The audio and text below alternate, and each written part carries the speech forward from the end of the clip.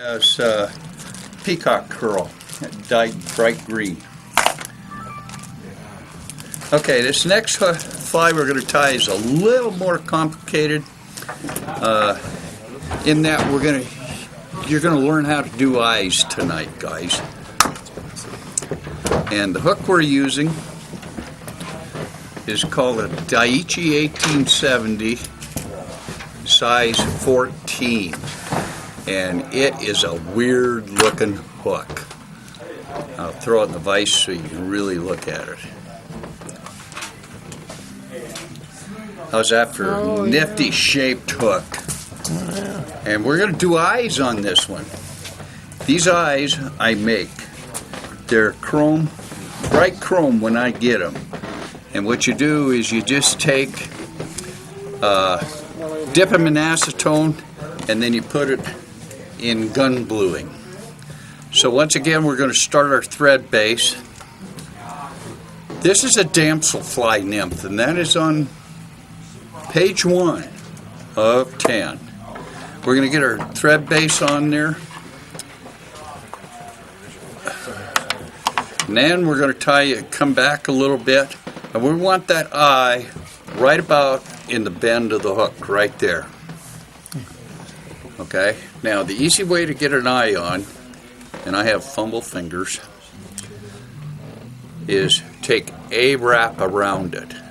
Then you can pull that up and down, and we're going to put a couple X's on it. That kind of holds it in place. It should look something like that. Then I do an H wrap, okay? Because we don't want that eye moving. And it will want to move. Then you take and come around it like this 4, 5, 6 times. It don't matter. We're using 8/0 thread again. Now you can run down and do your thread base. And you have a set of eyeballs. And you want to run this one down to where it's hanging with that hook in the position about the point of the hook. So being bead shade eyes, they're not as heavy as like dumbbell bar. No, but that's talking about that. That's a unique feature of this hook. You can put dumbbell eyes on this hook, just like I did, and how it rides in the water is how it's setting right here. Once again, you're going to use the tail just like we did on the hare's ear soft tackle. And we're going to tie that in. We want it right up on top. Damselfly is mostly a still water thing. They come up out of the mud. And we're going to tie in the gold wire next, because we're going to use a gold wire rib on this fly, just like on the hare's ear. Where we start changing a little bit, we're going to make the main body that we're going to rib out of the light hare's ear, which we have right here. Yes, this is my own blend. And we're going to make a nice little slim, slightly tapered body down to right about here, because then we're going to build the thorax again, just like we did before. And remember, pull your dubbing off in just little bits and put it on there, because you can always add more. It's hard to take it off once you get it twisted on there.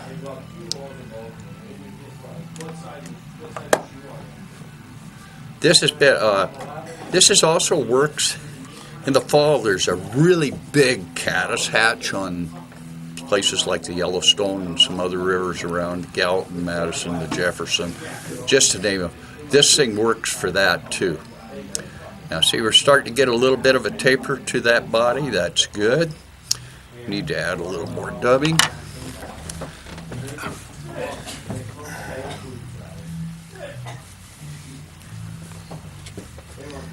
Like I said, it's easier to add than it is to take off.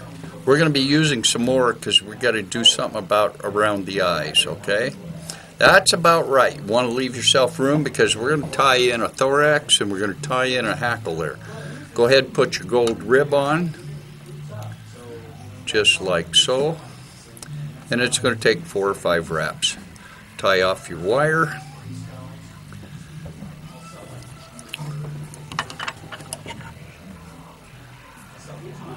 I picked on these two because, one, this is a kind of a unique fly. I don't know if anybody's been tying this one around here before. It's pretty much my own take on it. Then we're going to use some of that medium hare's ear, and we're going to build the thorax on this guy. Dub it pretty tight. There we go. We're starting to get our thorax now. There we go. Now we got a thorax. Now we got to tie in a hackle. And let me see if I got one here. That one's a little small. Let me grab another one here. And Are there parts of a goose, or what do they call that? You could use other feathers besides Hungarian partridge? oh yeah, I use rough grouse feathers. I use quail feathers, blue grouse feathers. Whiting has a good selection of hen feathers. One thing we're going to do different on this fly is we're not going to strip down one side. We're going to just take. We're not going to get this one naked. We're going to take and tie that in right there. Sometimes this is fun and sometimes it isn't. Get this up a little shorter.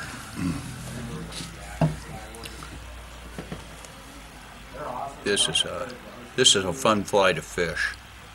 I usually, if I'm fishing on ponds, I'll fish this with a sink tip to get it down so it's dropping into the mud, because they come out of the mud off the bottom of the pond.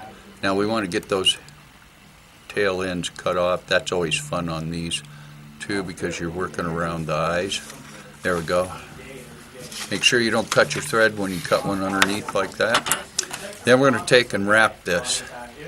This one I put a little heavier hackle than most soft hackles. Matter of fact, it's the heaviest soft hackle fly I tie. And we're going to wrap that around here twice.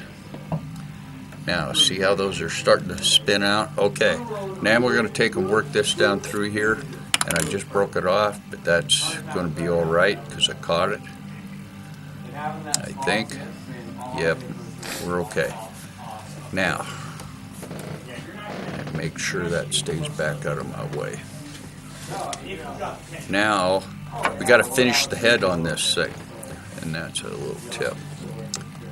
What we're going to do is we're going to go back to the light hare's ear, and we're going to dub this really thin. I can't stretch. This has to be pretty thin dub, because you're going to be wrapping it, figure eighting it around that eye. Now, would it be acceptable to use the bare string and just wrap it a few more times? And It won't cover it like it should, and it won't have the fuzzy look it should have. Because these things are not beautiful things. They're actually kind of an ugly fly when they come out. And you start doing that, and now I need a little bit more to fill in right behind the eye. Less is more when you're dubbing for this situation. Anytime you're working around a set of eyes, you want to dub light. You can always add more, but you can't take away very easily. And that just about does it. I know those eyes stick out there like crazy, but the fish love it. And the advantage to these being gum blued, they come in black, which are just plain black, like the handles on that scissors. And they don't have any glisten to them at all.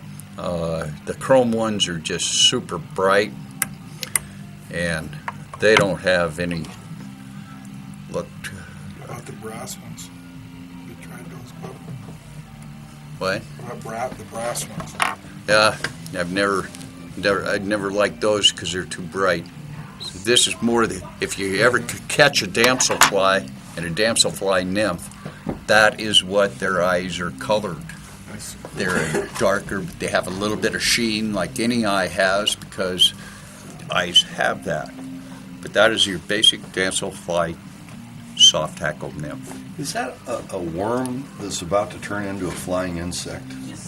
It's it's the pupa stage coming out of the mud, and he's this is the shuck coming off of him, and he's got his legs trying to come out, and he's going to be swimming up to the surface to fly away because he's been laying down there in the mud since he was an egg and turned into a pupa. I'm not much of an entomologist, but I may not have all those terms exactly right, but he was an egg in the mud, and now he's getting ready to go up and play whoopee, and then he'll fall back down and die. And then that's why they try to snatch them up as soon as they come out of Because the that's mud. when they're most vulnerable because yeah. they're trying to get up to Yeah. the surface, and that's true of just about any nymph. It's a bug that's just trying to hatch. Particularly the soft hackles, it's a bug that's trying to hatch. It's coming up, and it's trying to get up through that film, and they have to fight to get through that film because you've seen where you can lay something on water and it won't sink, okay? And they got to get through that film. They're trying to kick off the shuck from where their adult body is getting there, and that's kind of what this tail for is just the shuck don't come off all at once. It kind of drags out. And Do there they you carry are. a bubble with them? I don't know. I'm not Okay. that good of an entomologist, to be Because frankly I would honest. think these would kind of hold something. Why do you use this hook rather than another hook? I have not got out the hooks or why? the bead eyes yet. Oh, that's Why? okay. Because this fly, when it's coming up, it's doing this stuff. So if you're twitching this on a fly line, this fly is doing this stuff. And if you notice, that's a straight eye. And it will set in the water just like this. It's a great fly. But And the hook's better too, doesn't it? well, once you get a fish hooked on this, boy, let me tell you, I've never had one get off. And I normally have that barb bent back flatter than the dickens because of that curve of that hook. They're almost always hooked in the bottom jaw, and you got to work to get it out because you got to do one of these How many of those hooks to should I release hand it. out here? One each, two each? What? How many of these hooks should I hand out? One to everybody. One to everybody? A set of eyes to everybody. Doing the eyes. He's got some. Yeah, I see. And we're, yeah, if you need some more hackle. Oh, okay, yeah, those are, hand these out. and everybody's going to